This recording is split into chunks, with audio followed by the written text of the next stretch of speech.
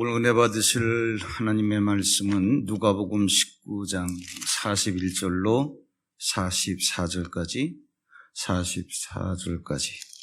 제가 봉독을 해드리겠습니다.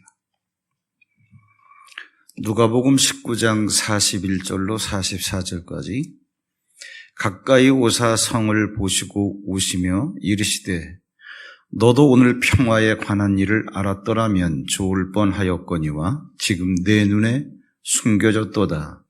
날이 이를지라 내 원수들이 토둔을 쌓고 너를 둘러 사면으로 가두고 또 너와 및 그 가운데 있는 네 자식들을 땅에 메어 치며 돌 하나도 돌 위에 남기지 아니하리니 이는 내가 보살핌 받는 날을 알지 못함을 인함이니라 하시니라. 아멘. 할렐루야. 이게 떨어져 앉아서 줄 맞춰 앉으니까 보기 좋으네요. 이런 식으로라도 예배할 수 있게 된 게 너무 감사하고 다행이라고 생각을 합니다. 마침 그 감독 서신도 왔는데 그동안 한 달 동안 정부 시책에 적극적으로 우리가 협조를 했기 때문에 약속한 기간이 이제 다 완료가 돼서 상태가 호전된 건 아니지만 정부의 그 7대 수칙을 이렇게 준수해 가면서 담임 목사 재량으로 판단해서 편하게 예배 드려라. 그래서 이제 지금 모르겠어요. 본당 말고 또 다른 데도 앉아 계신지 모르겠지만 저희 모든 부속실을 다 풀가동해서 식당까지 하면 1부, 2부로 드리면 다 소화시킬 수 있을 것 같아요. 전 교인이 다 오신다 할지라도. 그래서 7대 그 수칙을 다 코로나19가 다 없어질 때까지 그렇게 하면서 예배를 드릴 생각을 하고 있습니다. 다음 주부터는 이제 우리가 또 이제 부활주일이 되고 이번 주는 고난주간으로 보내고요. 그래서 고난주간도 이제 한동안 이게 정상적인 예배를 못 드리다 보니까 좀 의미 있게 해드리기 위해서 여러분 목자를 통해서 다 연락 받으셨겠지만 목장 단위로 이렇게 마가복음 필사하는 거. 그래서 목자 다 합해서 한 4명이면 16장이니까 4장씩 쓰면 되실 거고 고난주간에 쓰는 거니까 하루에 1장 정도 써도 시간은 넉넉할 거예요. 그래서 금요일날 다 수합을 해가지고 토요일날 작업이라 그렇게 크게 없어요. 그냥 겉표지 아름답게 이렇게 꾸밀 수 있으신 분은 꾸며가지고 제출을 해주시면 여러분들이 그렇게 또 힘들게 쓰신 거 다 이렇게 또 진열도 해놓고 부활주일날 볼 수 있게끔 또 이제 가정을 통해서는 또 가정의 식구들이 오랜만에 있는 시간이 많다 그러니까 한번 공동작업으로 십자가를 한번 만들어 보셔라.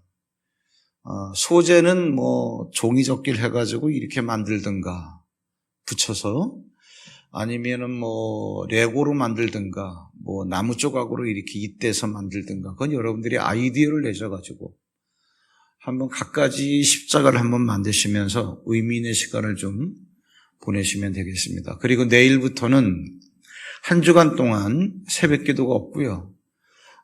고난주간 특별 밤기도 내일 저녁부터 마찬가지로 이제 이러한 그 자석 배치가 될 거예요. 오셔도 많이 오시면 또 이제 우리가 중예배실도 있고 이제 식당도 있고 이번 주간은 이제 그렇게 진행이 될 겁니다.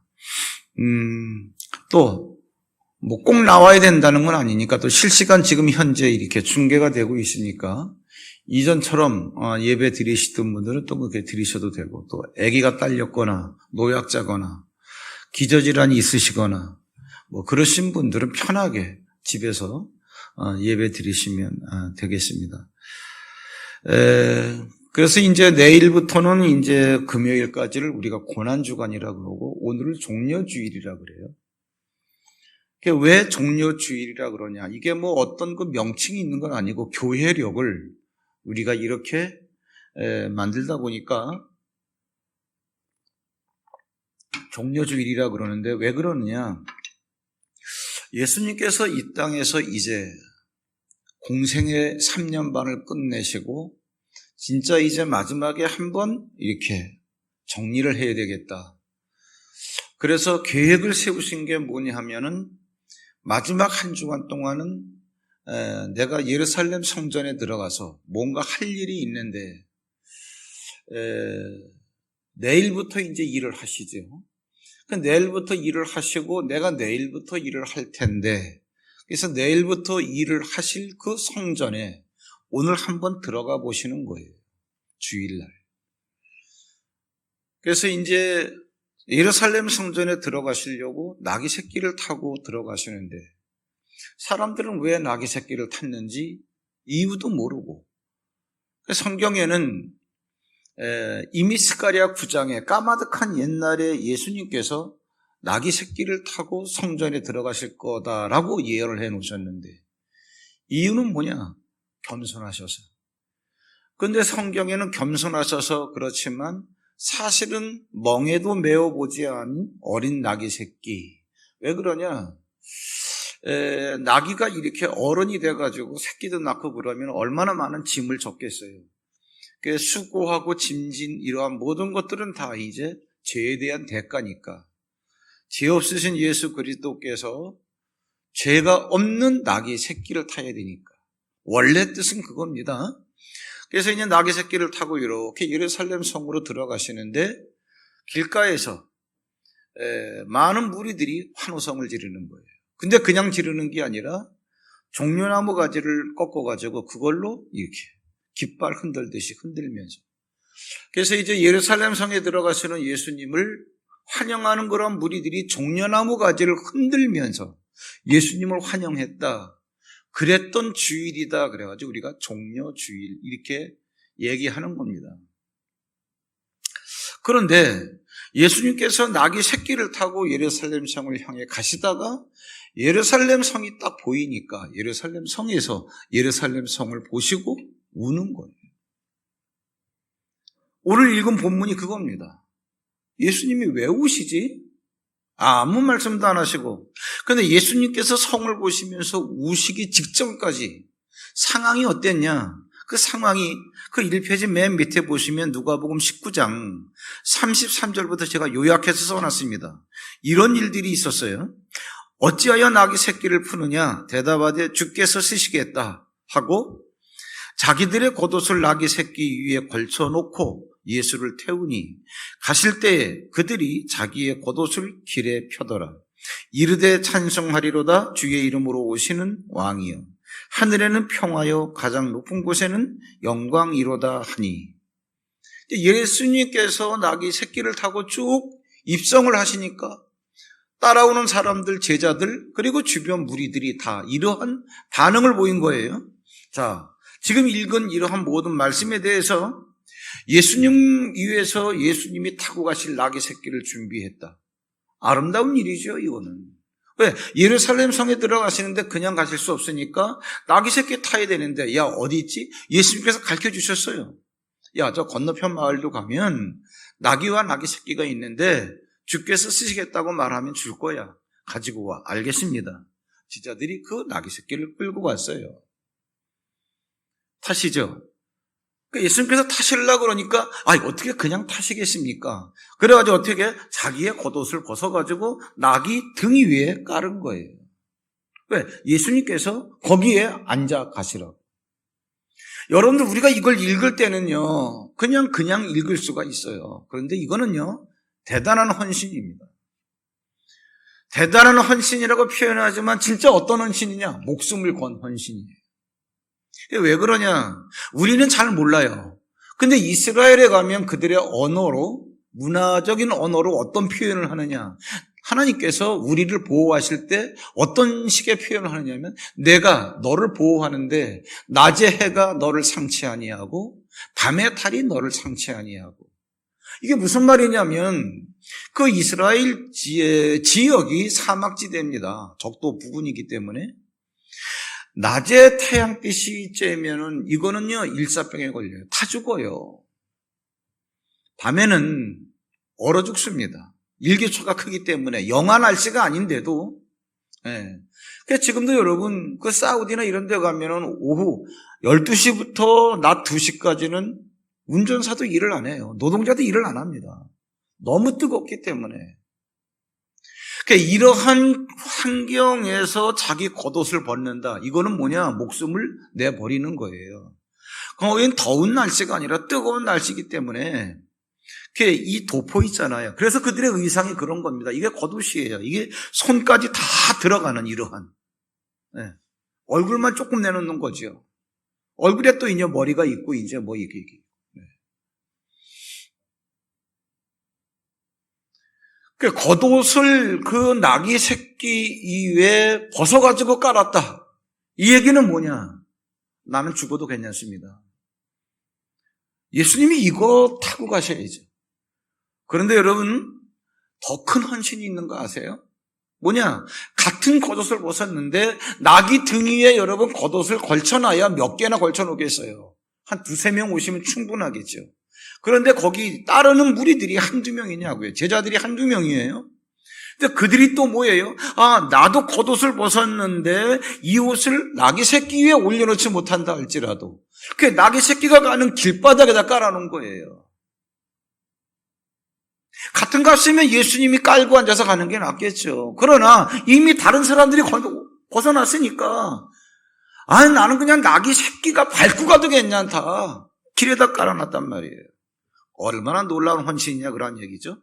그리고 많은 무리들이 종려나무 가지를 꺾어가지고 환호하면서 호산나 호산나. 호산나라고 하는 뜻은 뭐냐면 지금 나를 구원해 주세요 그런 뜻이에요. 그런데 또 이 역시 우리가 아까 읽었지만 읽어놓고도 아무것도 아닌 말씀 같은 거 뭐냐? 주의 이름으로 오시는 왕이여 하늘에는 평화요 라고 찬송도 했더라 그러한 얘기죠. 근데 예수님께서 이러한 상황 속에서 나귀 새끼를 타고 가시는데 성 앞에 와서 성을 보시면서 울어요. 왜 우실까? 왜 예수님께서 성 앞에 와서 성을 보고 우실까? 여러분, 성막이라고 하는 것은요, 어떤 의미가 있냐면 하나님께서 우리를 만나주시기 위해서 임재하시는 공간.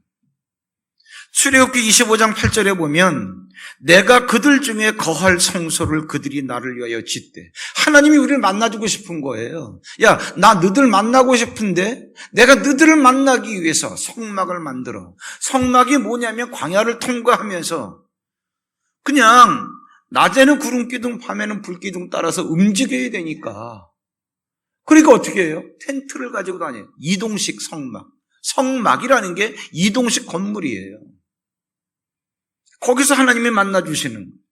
그런데 광야 생활이 끝나고 가나안 땅에 들어갔을 때 이제는 너들 가나안 땅에 정착 생활을 하니까 거기서 지은 게 뭐예요? 성전입니다. 성전 역시 뭐예요? 하나님께서 우리를 만나주시는 공간이에요. 성막하고 다른 게 있다면 이건 이동식이고 이거는 고정식이라는 거죠. 보세요. 성전도 그렇지. 3페이지 맨 위에 보시면 열왕기상 9장 3절에 뭐라 그랬어요?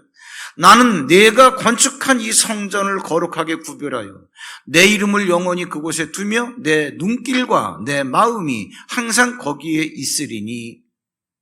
아하, 성막이나 성전이나 본질적으로는 같구나. 근데 예수님께서 십자가 지시고 부활하시고 우리가 성령 받았잖아요. 성령 받은 우리에 대해서 뭐라고 말씀하시느냐? 너희가 성전이라는 거예요. 너희가.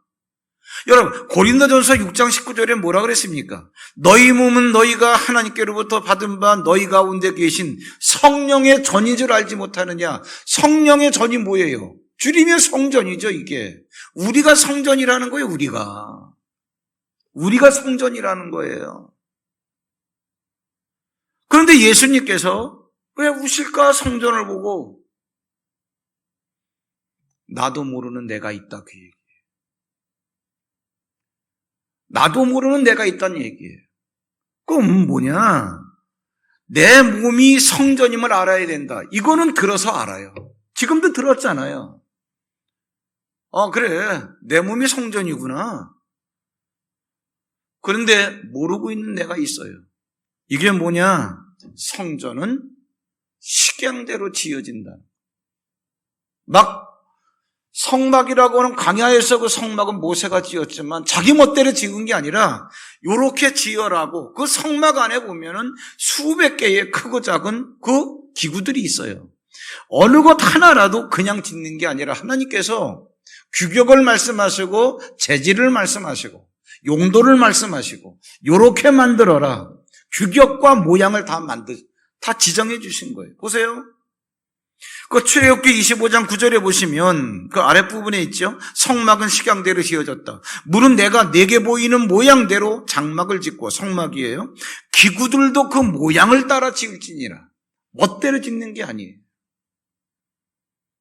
이들이 가나안 땅에 들어갔습니다. 고정식 건물을 만들었어요. 다윗이 성전을 짓고 싶어 했지만 너는 피를 많이 흘려서 안 돼. 네 아들 솔로몬이 지을 거야. 그럼 하나님, 내가 성전은 못 짓는다 할지라도 성전 지을 수 있는 그런 모든 물질 같은 거는 내가 좀 준비하면 안 되겠습니까? 그건 좋지. 근데 다윗의 그러한 서운한 마음을 하나님께서 아셨기 때문에 그 대신 네가 그렇게 짓고 싶어 한 성전에 대해서 내가 설계도를 내가 한번 보여줄게. 하나님께서 다윗이 뭐라고 얘기했냐? 하나님의 손이 그려서 나한테 알려줬다는 거예요. 막 지은 거 아니에요, 그거. 보세요. 성전도 마찬가지죠. 역대상 28장 19절에 다윗이 이르되 여호와의 손이 내게 임하여. 하나님의 손이 내게 임하여. 이렇게 그려주시는 거예요. 이렇게 지어라라. 그 설계도를 갖고 솔로몬에게 주면서 내가 준비한 이러한 물질 갖고 너 성전 지어. 이 설계도는 하나님의 손이 내게 임하여 뭐라 했어요? 이 모든 일의 설계를 그려서 나에게 알려주신 거라는 거예요. 뭐를 말씀드리려고 그러느냐? 그럼 내가 성전이라며. 내가 성전이면 여러분 하나님께서 더군다나 내 몸이 성전이라고 그랬잖아요. 내 몸이 성전이면 하나님께서 내 몸을 그저 그렇게 대충 지으셨을까요?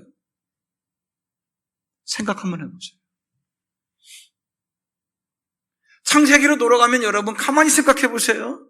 사람을 제외한 모든 피조물을 만들 때 하나님께서 가라사대 말씀으로 각기 종류대로 씨 가진 열매 맺는 나무를 내라. 말씀으로 이렇게 만들었어요. 짐승도 마찬가지입니다. 짐승의 육체도 흙으로 만들었지만 각 종류대로. 송아지 따로 이렇게 망아지 따로 내가 다 만든 게 아니라 각기 있는 그러한 모든 종류대로 사람만큼 많은 그렇게 만든 게 아니에요. 하나님의 모양을 따라 하나님의 형상대로 하나님의 모양을 따라 만든 게 뭐예요? 우리의 육체예요. 하나님께서 흙으로 사람을 지으시고 그 다음에 거기다가 말씀을 집어넣는 거지 말씀으로 우리의 몸뚱아리를 만든 게 아니에요. 이건 뭐예요? 하나님께서 직접 빚으신 거예요. 어디에 나오죠? 여기에는 안 써놨는데 고린도후서 5장 1절에 나오죠. 신령한 집은 손으로 짓지 않은 건데 이 땅에 있는 장막은 하나님께서 손으로 지은 거란 말이에요. 생각해 보세요. 재미있는 거 알려드릴게요. 성경에 그렇게 표현은 안 해놨지만 이 땅에 있는 밟고 다니는 흙으로 이 몸을 만들 때 그냥은 못 만들죠. 물을 붓든가 해가지고 반죽을 이렇게 빚는 거예요. 그래서 여러분 하나님의 마음을 한번 생각해 보세요. 자기의 모양을 따라 우리의 몸을 빚는데 눈, 코, 입, 팔다리 이걸 다 빚으시면서 하나님은 어떤 생각을 하셨을까? 더군다나 우리는 기껏해야 내가 어떻게 생겼나 거울 봐야 그것도 대충 아는 거고요. 훑어봐야 내 손가발 이렇게 생긴 거예요. 이것들을 움직이는 이 속에 있는 혈관, 신경, 세포 본 적 있어요? 여러분 뱃속에 들어있는 내장기관을 보신 적이 있어요? 임파선이라고 하는 거 모든 그러한 면역, 그걸 갖다가 키워줘. 그 말로만 들었지? 보신 적이 있어요? 있잖아요. 그런 것들을 그게 하나의 몸인데, 그걸 하나님께서 만드실 때 어떤 생각을 하고 만드셨나 생각해 보신 적이 있어요? 성막 하나 만드는데, 거기에 타고남은 재를 갖다가 이렇게 떠는 그 부삭도, 야, 이러한 규격으로다가 이러한 재질로, 노수로 만들어. 하나하나 시시콜콜 성전 짓는 것도 설계도를 하나님이 직접 손이 나타나서 그려가지고 이렇게 지어. 근데 우리에게 뭐라 그러느냐? 너희들이 성전이야. 근데 성전인 나를 창세기에서 이미 흙으로 나를 만드셨다 그럴 때 성전 몸 그리고 거기다가 나중에 하나님의 형상인 말씀을 집어넣는 건데, 말씀이 들어오기 전에 내 몸 성전이라고 하는 걸 만들 때 하나님께서 그냥 만드셨겠냐고요. 이걸 제가 이렇게 강조하는 이유가 있어요. 이거를 그냥 만드신 게 아니라는 얘기죠. 보세요. 예수님께서 왜 오셨을까? 예수님께서 성을 바라보시면서, 야, 성전인, 눈에 보이는 건물도 성전이지만 진짜 성전은 누구다? 나 따라오는 너들이라는 거예요. 그런데 너들이 지금 노래하고 있는데 뭐? 하늘에서는 평화예요. 하늘에서 평화예요. 너 그거 알고 부르는 노래야? 여러분, 종료주일에 이거는 심각한 얘기입니다.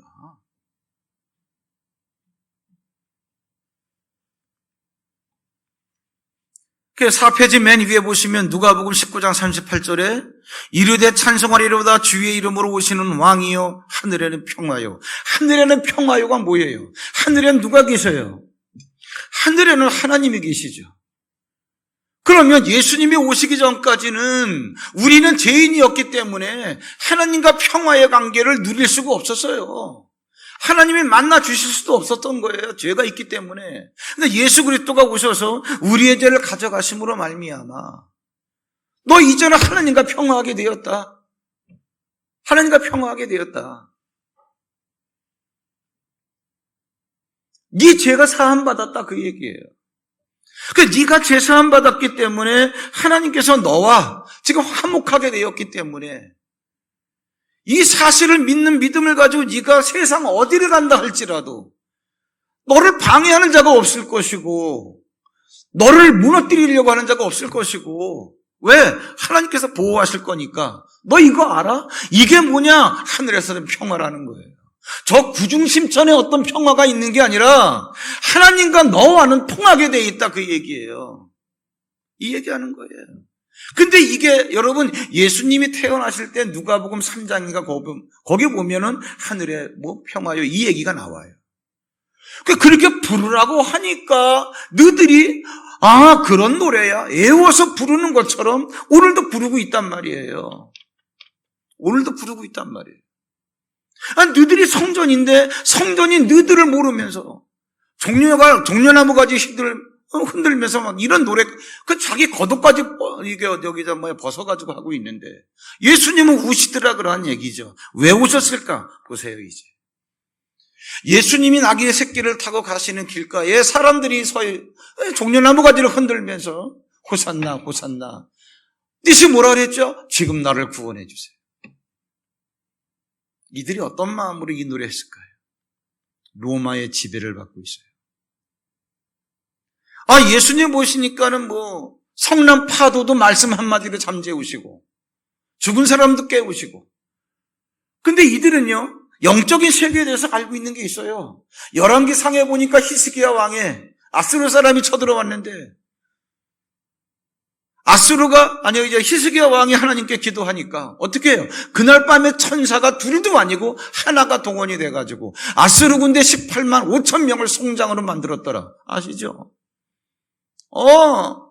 천사 하나만 동원돼도 군인 18만 5천 명이 가지고 송장이 돼버리는데 천사를 부리시는 예수님이 한 말씀만 하시면 우리를 이렇게 지배하고 있는 로마 군인들 싹쓸이하는 건 문제도 아니에요. 그건 예수님을 따라다니는 사람들, 지금 예루살렘 성에 입성하시는 예수님을 보고 환호성을 지르는 호산나 호산나는 사람들이 어떤 생각을 갖고 호산나 하느냐. 저 로마 애들 싹 죽여버리고 새 세상을 만들어주세요. 그리고 이 땅에서 한번 정말 하나님 멋지게 살 수 있게만 해주세요. 같은 인생인데 나도 한번 하나님 빛을 봐야 될 거 아니겠습니까? 예수님 이 얘기라면 더 올라온 게 있어요. 자기 겉옷을 벗어가지고 나귀 등 위에 깔고 나귀가 걸어가는 길바닥에 깔고 아까 뭐라고 제가 말씀을 드렸죠? 목숨을 건 헌신이라는 거예요. 우리는 그렇게 신앙생활 하는 사람도 있어요. 목숨 걸고 하는 사람도 있죠. 목숨 거는 건 좋아요. 제대로 걸어야죠. 예수님이 왜 우실까요? 잘 보세요, 여러분. 세상에서도 사람들이 살아남기 위해서 목숨을 겁니다. 다음 주 수요일 날 총선입니다, 여러분. 여당, 야당 다 욕먹고 있잖아요. 왜? 같은 당에도 불구하고 공천에서 내가 탈락되면 무소속으로 나가는 거예요. 같은 당원끼리 싸우는 거예요. 해보자는 얘기예요. 내 욕심 채우기 위해서, 왜? 살아남기 위해서 목숨 거는 거예요. 인생을 뭐로 살아가요? 몸으로 살아가요. 하나님께서 뭐라 그러느냐? 네 몸뚱아리가 성전이야. 성전이 지금 세상을 살아가면서 목숨을 걸어요. 어떻게? 내가 죽어도 나 겉옷 벗어서 주님 이거 깔고 앉으세요. 근데 깔고 앉으라고는 그 사람의 목숨 건 헌신이 뭐냐 그 얘기예요. 누가 깔았을까요? 제자들이. 그 제자들의 삶의 모습은 어땠을까요? 예수님을 따라다니면서 야고보 요한이라고 한 형제는 어머니까지 동원을 시켜서 예수님이 로마를 갖다 싹쓸이해버리고 새로운 세상을 만들었을 때 그때 한번 내가 예수님의 좌와 우에 앉아가지고 우리 형제가 영의정 좌의정 한번 해보자 그 얘기예요. 관무장관 국무총리 그 12명이 그렇게 12명이 다니면서 예수님 앞에서 야고보 요한이 나와가지고 그 말 할 때 10명은 어떻게 했어요? 분개하며 이를 갈았다 그랬어요. 똑같은 마음이라는 거예요. 무슨 얘기냐? 예수님이 정말 마지막 때는 새로운 세상을 만들 건데 새로운 세상 만들 때 그때 내가 그거 하려고 내가 배와 그물을 버리고 예수님 따라다녔는데 새로운 세상에서 나 출세해야지 여기에 목숨을 거는 거예요. 예수님 그 세상 만들면은 누가 겉옷을 벗었나 기억하셔야 됩니다. 제가 깔았어요. 이거 타고 앉아서 가세요. 이 얘기예요. 보세요. 제가 써놨잖아요. 맨 마지막 페이지 중간에 동그라미 2번 마가복음 10장 37절 여짜오되 주의 영광 중에서 우리를 하나는 우편에 하나는 좌편에 앉게 하여 주옵소서. 10 제자가 듣고 야고보와 요한에 대하여 화를 내거늘. 한두 번 싸운 게 아니에요. 예수님 뒤에 따라다니면 야 누가 크지? 누가 커? 네가 커 내가 커. 맨날 이 얘기하고 있잖아요. 겉옷을 벗어가지고 목숨을 걸고 하는 헌신이 뭐를 위한 헌신이냐 그런 얘기예요. 그러면서 예수님이 우시는 결정적인 이유가 있어요. 네가 하늘에서는 평화가 뭔지 아느냐? 보세요. 아까 제가 설명을 드렸습니다. 너는 죄가 해결됐기 때문에 하나님과 평화의 관계, 그래서 하나님이 너를 도우시는데 그런데 그 가로 4번에 누가복음 19장 41절에 뭐라 그랬습니까? 가까이 오사 성을 보시고 우시며 왜 우시는 거예요? 말씀하시면서 너도 오늘 성을 보고 너라는 거예요. 이게 무슨 얘기하는 거예요? 보이는 성은 건물이지만 실제 성전은 누구다? 너다라는 거예요. 그러니까 보이는 성전을 보시면서 인격적으로 말씀하시는 이유가 그거예요. 너도 오늘 평화에 관한 일을 알았더라면 좋을 뻔하였거니와 모른다는 얘기죠. 지금 내 눈에 숨겨졌다. 평화에 대해서 네가 네 입으로 얘기하는데 네가 네 입으로 얘기하는 평화에 관한 거를 네가 알면 좋은데 너 모르고 한다 그 얘기예요. 모르고 한다 그 얘기예요. 그러면서 왜 우시느냐? 우시는 이유가 뭘까요? 마지막 5번째, 네가 성전인데 네가 성전이라는 걸 모르고 있다는 거예요. 그럼 모르면 어떻게 되느냐? 네가 성전이라는 걸 모르면 너는 망한다는 거예요. 누가복음 19장 43절에 날이 이를지라 내 원수들이 토둔을 쌓고 너를 들러 사면으로 가두고 너와 및 그 가운데 있는 내 자식들을 땅에 메어치며 돌 하나도 돌 위에 남기지 아니하리니 이는 내가 보살핌 받는 날을 알지 못함이니라. 밑줄 일부러 보놨어요. 왜 이렇게 망할까? 왜 눈에 보이는 예루살렘 성전이 허물어질까? 예루살렘 성전이기 때문에 하나님께서 보살펴 주는데 보살펴 주고 있는 시간들, 보살펴 주고 있는 인생들을 네가 모르기 때문에 그렇다는 얘기예요. 너는 성전이야. 하나님이 너를 보살피고 있어. 그런데도 하나님이 나를 보살펴 준다는 사실을 모르고 있다 그 얘기예요. 그것 때문에 이게 허물어지는 거다 얘기예요. 여러분 보세요. 제가 지명강계상 써놓지 않았습니다만은 이사야 49장 한번 봐보세요. 이사야 49장 14절 화면을 보시든가 여건이 되면 여러분 성경을 펴놓으시는 게 더 좋은데 이사야 49장 14절에 뭐라 그랬냐? 오직 시온이 이르기를, 시온이 뭐예요? 예루살렘. 예루살렘이 뭐예요? 예루살렘이 있는 성전을 말하는 거예요. 그 시온이 이르기를 여호와께서 나를 버리시며 주께서 나를 잊으셨다 하겠거니와 말을 그렇게 하는 거예요. 무슨 얘기냐? 지금 예배하는 예배자들이 구원받은 성도들이 내 생각과 내 뜻대로 안 되니까 하나님이 응답도 안 하시고 나 잊으셨나 봐. 말을 이렇게 하더라고 이 얘기죠. 그런데 하나님이 뭐라 그러시느냐? 여인이 어째 그 젖 먹는 자식을 잊겠으며 자기 태에서 난 아들을 긍휼히 여기지 않겠느냐? 그들은 혹시 잊을지라도 나는 너를 잊지 아니할 것이라. 무슨 얘기냐면 여자가 아기를 낳고 그 아기 잊어버릴 수 있겠냐? 자기 뱃속에서 낳은 아이를 불쌍히 여기지 않겠냐? 그 때를 따라 젖을 주고 그러는 거 아니냐? 근데 혹시 그렇게 안 하는 여자가 있을 수도 있겠지. 그렇다 할지라도 나는 안 그래. 이게 여자가 그렇다는 얘기가 아니라 나는 절대로 그렇게 안 한다는 걸 강조하려고 이러한 아기 낳은 엄마를 지금 끌어다가 비교하는 거예요.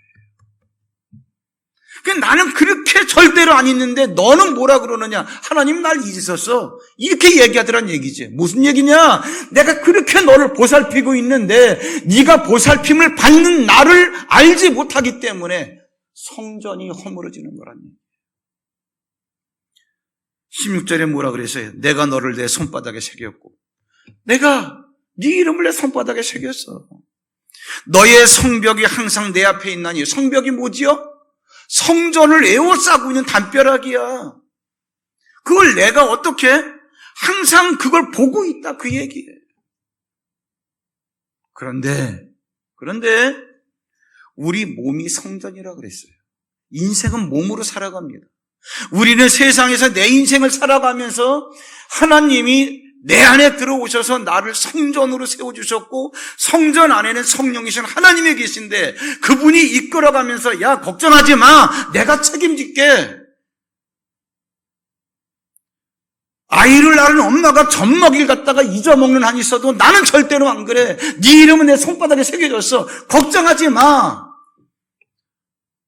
이게 하나님 입장인데 우리는 예수를 믿긴 믿어요. 지금 예수님 따라오는 사람들을 보고 우는 거지요. 근데 뭐냐? 옷을 벗어가지고 등에 깔고 길에 펴고 종려가지를 꺾고 흔들고 하늘에는 평화요. 정말 다 맞는 말을 하고 맞는 노래를 하는데 너 지금 네가 부르는 노래가 뭔지 알아? 하나님과 평화가 됐으면 네 인생 걱정하지 말아야지. 왜? 네 인생을 내 손바닥에 새겼는데 너는 성전이야. 내가 네 안에 들어가 있어. 근데 너는 뭐라 그런지 알아? 하나님 나를 잊으셨다고 얘기해. 아까 그러잖아요. 14절에 오직 시온이 이르기를 여호와께서 나를 버렸다는 거. 내가 너 언제 버렸어?